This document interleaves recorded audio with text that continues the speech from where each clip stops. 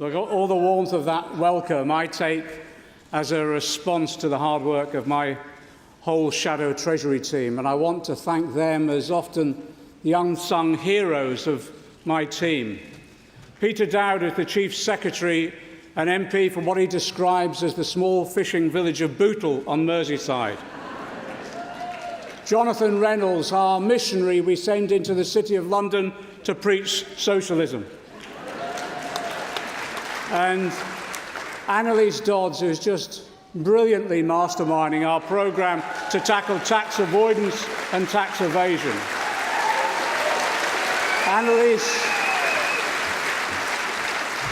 Annalise has found that magic money tree in the Cayman Islands, and she's digging it up and bringing it here.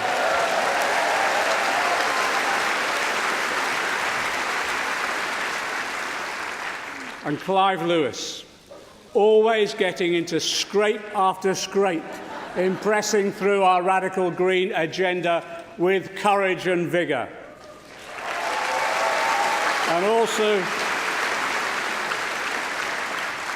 I want to thank Lynn Brown. Lynn's the conscience of our party in ensuring everything we do will secure social justice and equality for all that need it.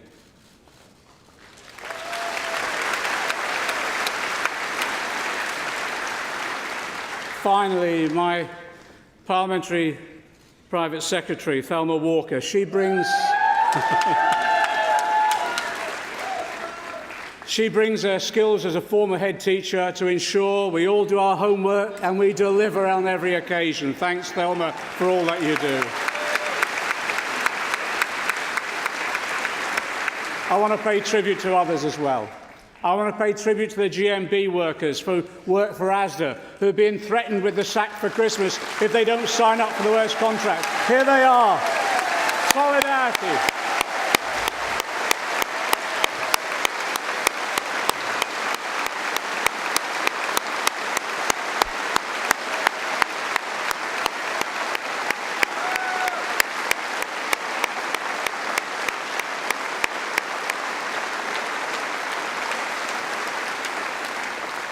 I just say this, comrades, we'll support you all the way in standing up to these bullies.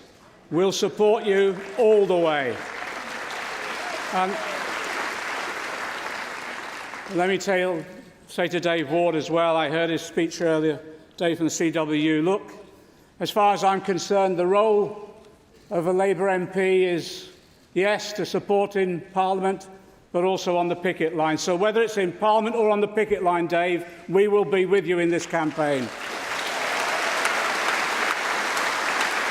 I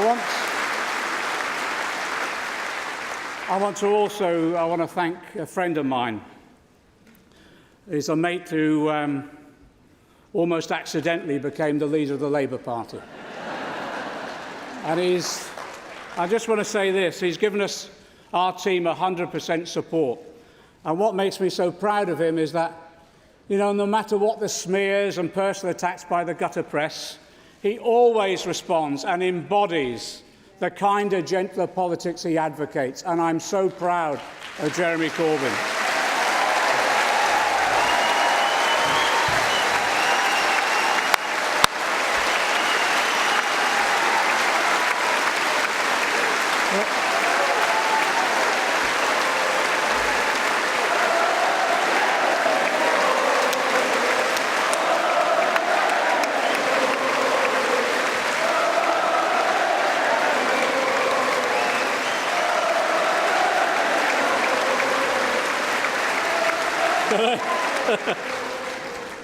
Look, your singing's improving.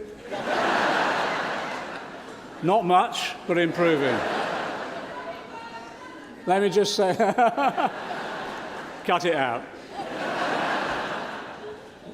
My fear, though, at the moment is that, and it's a genuine fear, my fear is that as a result of the behaviour, the language, and the cynical opportunism of some politicians on the right, I think we've entered a period of profound insecurity and risk to our democratic system. I don't say this lightly. We've seen before in our history what kind of forces can be unleashed by politicians who have a complete disregard for the truth in their ruthless pursuit of power for power's sake. Politicians who attack the very institutions and practices, no matter how flawed they are, the institutions and practices that uphold our democracy. They attack Parliament, the courts, the rule of law. And I tell you, the best antidote to those who attack our democratic rules and institutions is more democracy itself. That's why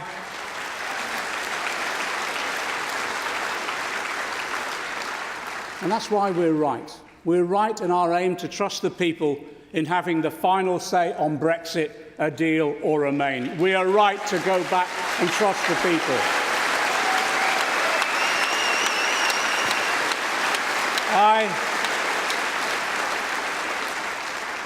Some of you will know I've said that I'll campaign for Remain, but let me make it absolutely clear. I profoundly respect those who support a genuine alternative. And I agree we need to root through this that Jeremy is offering to ensure that we bring our party and country together again.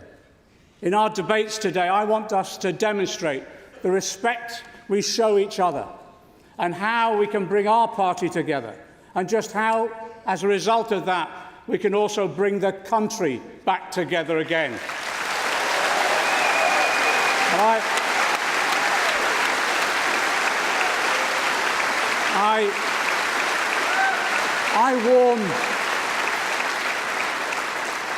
I warn those who would revoke Article 50 without a democratic mandate. Just ask yourselves what message that sends to our people. An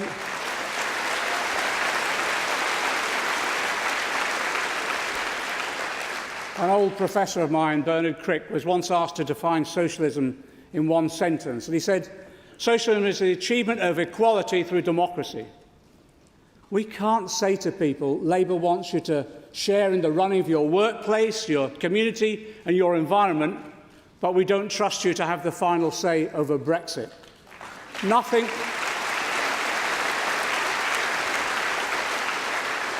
I believe nothing would do more to undermine their faith in democracy in all its forms. We'd run the risk of losing the confidence we've built up in people in using democracy, yes, to change the world. The blossoming of hope and radical thought that we've seen over the last 3 to 4 years. The potential to turn that radicalism and that hope into transforming lives, increasing fulfilment and happiness for the many. That's what we're about. Equality through democracy, the definition of socialism. The transforming lives means, I suppose, before everything else, yes, having enough to get by, but not just to scrape by, also to live a rich and fulfilling life. And millions today, after 9 years of Tory austerity, millions today know how hard it is to do that, just worrying about getting to the end of the month. So transforming people's lives means ending the modern evil of in-work poverty. Now, Labour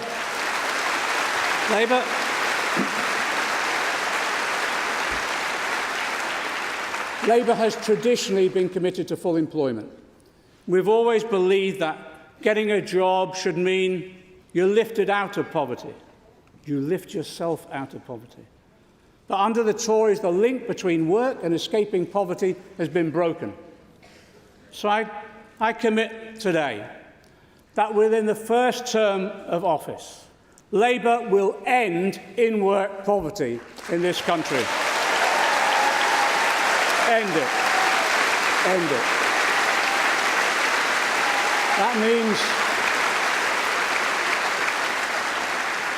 That means completely transforming the way our economy works. We'll restore full trade union rights back in this country once again. Once again.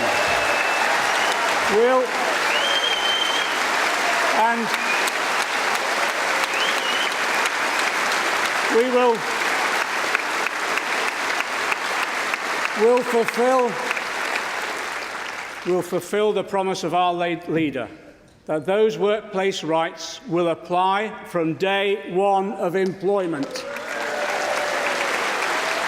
We'll roll out collective bargaining to enable workers to get their fair share of what they produce. And yes, we'll bring in a real living wage of at least £10 an hour. We'll end the barbaric rollout of universal credit. We'll cap rents, and we'll build the million new homes that our people need.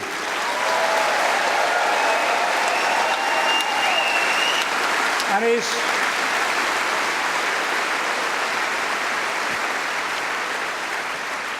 we want to build those million new affordable homes so young people in particular aren't pouring away thousands of pounds from their wages to rip off landlords exploiting them as a result of the current housing shortage brought about by the Tories.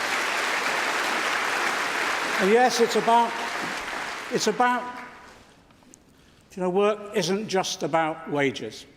It's about freedom from drudgery, having dignity and respect and a voice in the workplace. What does that mean? It means a strong trade union movement and collective bargaining, but also in the new public services we're creating, it means management by workers and service using themselves rather than some remote bureaucrats in Whitehall. Self-management by workers. It also means, yes, a tenth of shares being owned by those workers themselves. It means our commitment to doubling the size of our cooperative sector and going further, I hope, in our ambitions. But you know, our commitment to every worker, therefore, is that wherever you work, you will have a stake and you will have a say in the future of your working environment, the company and firm you work for, and yes, how you're treated at work. But you know, it's not just about a fulfilling life at work. I've always believed we should work to live, not live to work. And so, look at the history of this. In the 1860s, people worked a 65-hour week. And thanks to past Labour governments, but actually mainly thanks to the trade union movement, by the 1970s, the average working week had been reduced to 43 hours. As society got richer, we could spend fewer hours at work. But in recent decades, progress has stalled. People in our country work some of the longest hours in Europe. And since the 1980s, the link between increasing productivity and expanded free time has been broken. It's time to put that right. So I can tell you today that the next Labour government will reduce the average full-time working week to 32 hours within the next decade.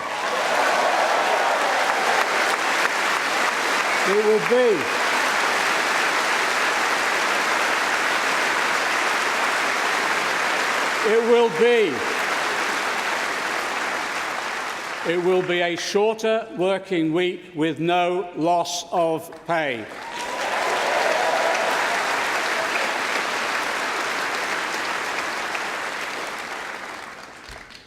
As a first step, and this has been a real bugbear of some of us, as a first step, we'll end the opt-out from the European Working Time Directive.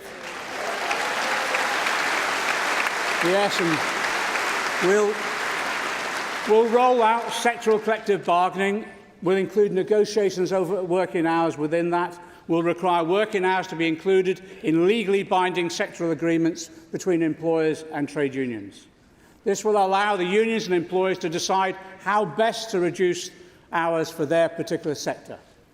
And we'll set up a working time commission with the power to recommend to government on increasing statutory leave entitlements as quickly as possible without increasing unemployment.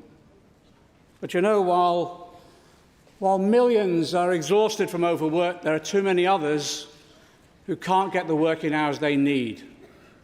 So let's make it clear, absolutely clear. We'll also ban zero-hour contracts to make sure every employee, we will make sure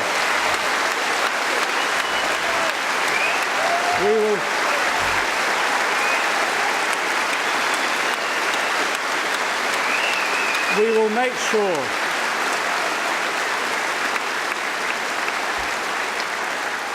make sure every employee has a guaranteed number of hours a week. And you know, I told this story at the TUC, I think, last year. My dad was on the Liverpool docks, and his generation were those dockers who used to stand at the side of the street and then get picked by a ganger to see whether or not they got work that day or not, and if they weren't picked, they didn't get work. Zero-hour contracts are the same level as exploitation as my father and grandfather experienced in the 1930s.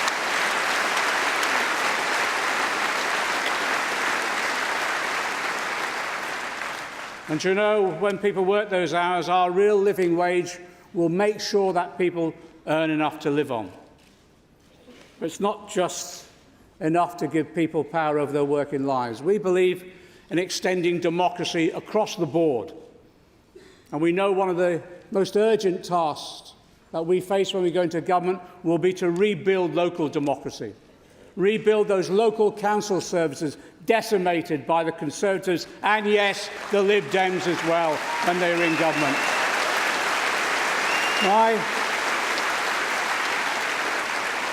My generation inherited a treasure of public parks, libraries, swimming pools and leisure centres, free or affordable for all. But you know, in too many cases now they're gone. They've been privatised, or they've priced out the families they were built for. These public assets meant a better life for millions of us.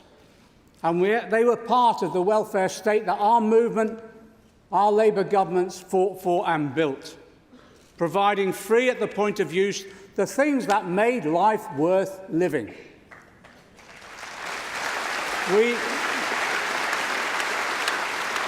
I believe we shouldn't limit our ambition to simply repairing the damage caused by 9 years of Tory cuts. We've got to go further. Got to go further. So today I'm launching a document on universal basic services. It lays out our belief. It lays out our belief that everyone has a right to a good life, that the state has a responsibility to make good on that right by providing public services free at the point of use. These services are part of our shared experiences that are too important to be left to the market, whether a family can afford them or not, or whether they receive them or not. As socialists, let's be clear. Let's make it absolutely clear to everyone. We believe that people have the right to education, health, a home and a decent environment, and yes, access to culture and leisure.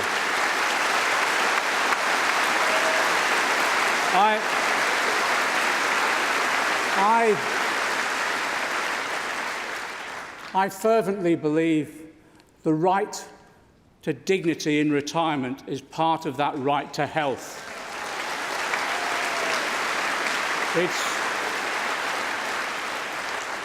Older people have the right to that dignity at every stage of their lives.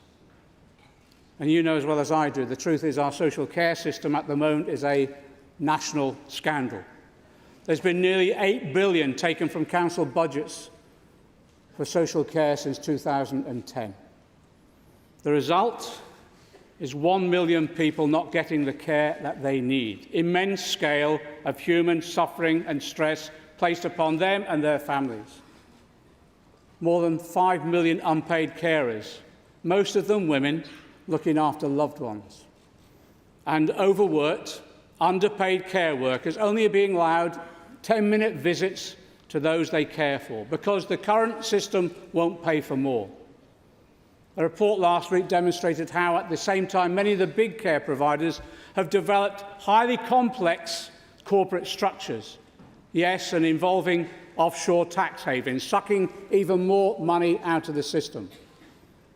So I can announce today, after years of campaigning by trade unions and carers, as the first building block in our new National Care Service, the next Labour government will introduce personal care, free at the point of use in England.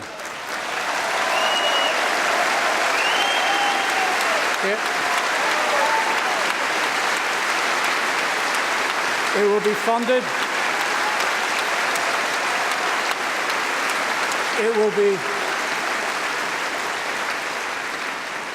It will be funded not through Conservatives' gimmicky insurance schemes, but like the NHS and other essentials, it will be funded through a fair taxation system where everybody pays their way.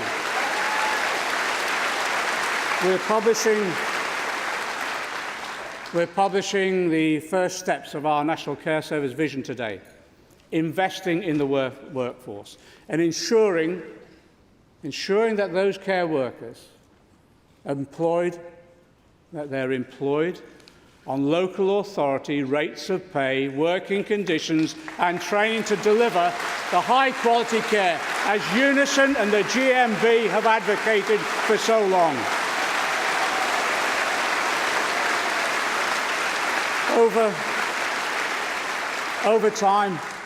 Over time, we'll bring those services back into public ownership and democratic control. We'll ensure that local councils have the necessary resources after years of savage cuts, building up the capacity in local government for both care homes and domiciliary care, back under public democratic control. And as a start, we'll require all providers, public, private or charitable, to adhere to strict criteria on ethical standards. Because I believe, and I believe you share this belief, there's nothing more important than dignity in retirement for those who built our country and given younger generations the world we live in today. It is a debt of honour.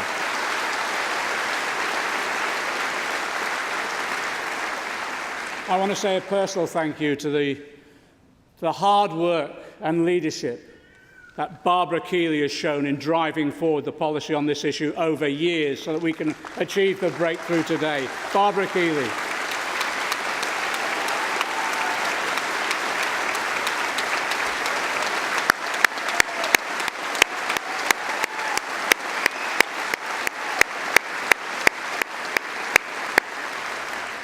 Of course, as you know, in Scotland, a government has already introduced free personal care. A Labour government introduced free personal care. So when we spend the billions needed to guarantee free personal care in England, there actually will be billions more for First Minister Richard Leonard when he takes office in 2021.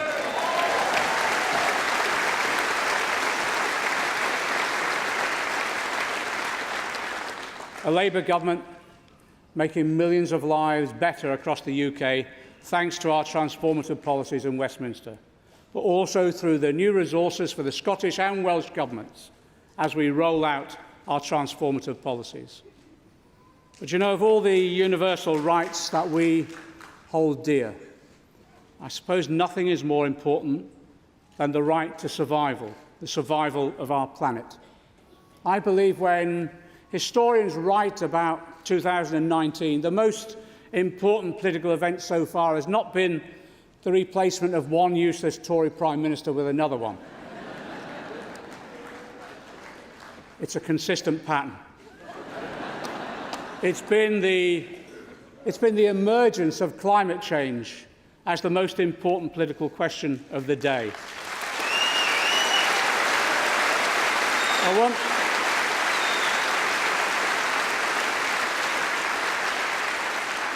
Nobody has done more in Parliament than my colleagues Sue Hayman and Rebecca Long-Bailey to pave the way for Parliament declaring a climate emergency this year.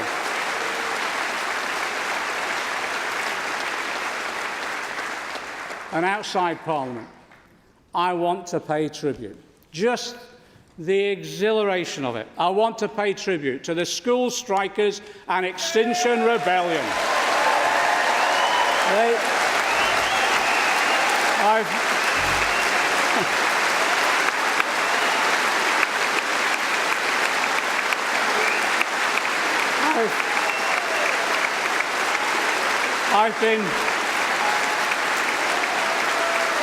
I've been so proud.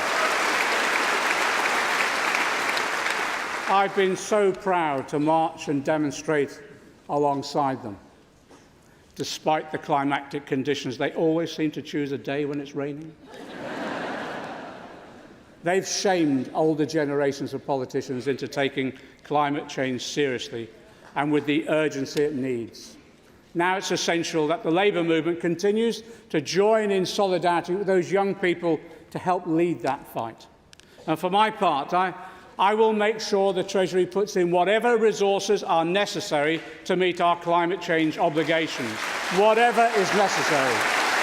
We will have, as you know, we're setting up a sustainable investment board coordinating the Treasury, the Business Department and the Bank of England. £250 billion of green government investment in our National Transformation Fund.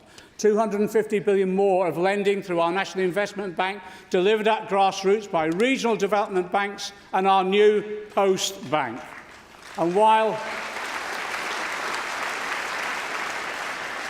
let me make this clear as well, while the Labour government will need to take the lead, yes, with state investment, we'll make whatever forms are necessary to ensure the finance sector isn't pushing the other way by investing in carbon-intensive sectors for the future. That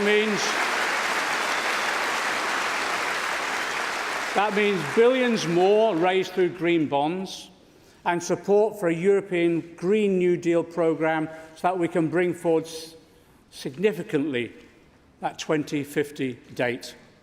We're mobilising financial resources on a scale not seen since the post-war reconstruction to achieve the twin goals of a sustainable future and a better today.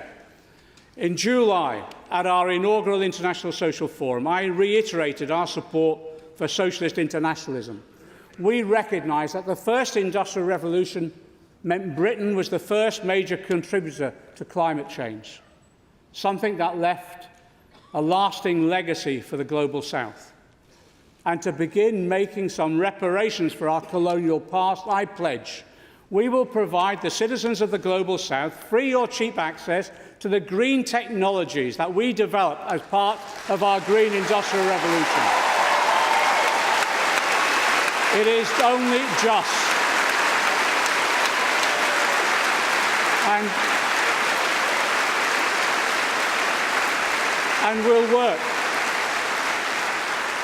And we'll work with other countries and social movements across the globe to reform the major international bodies, to enable them to coordinate the global response to climate change.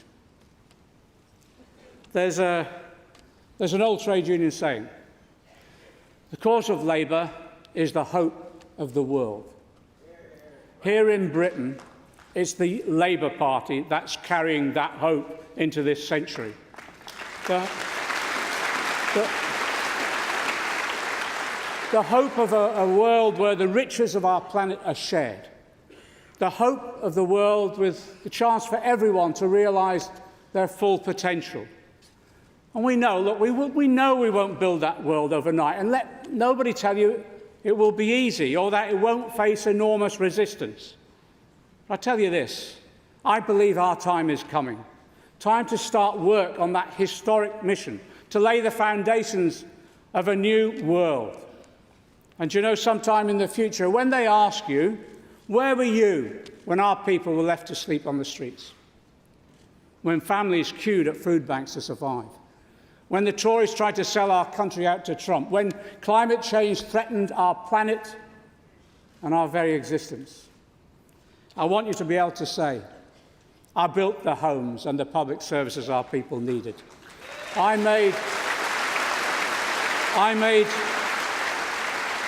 want you to be able to say, I made sure everyone was fed and cared for, with nobody forced to endure poverty. I want you to be able to say, I saved the planet by tackling climate change. I helped lay the foundations of that new society, foundations so deeply rooted that no Tory in the future can ever break them up.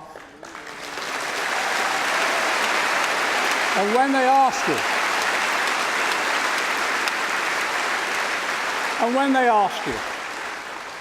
ask you, how did you do that? You can tell them, I supported Labour I joined Labour. I voted for Jeremy Corbyn. I elected a Labour government. That's how. Solidarity.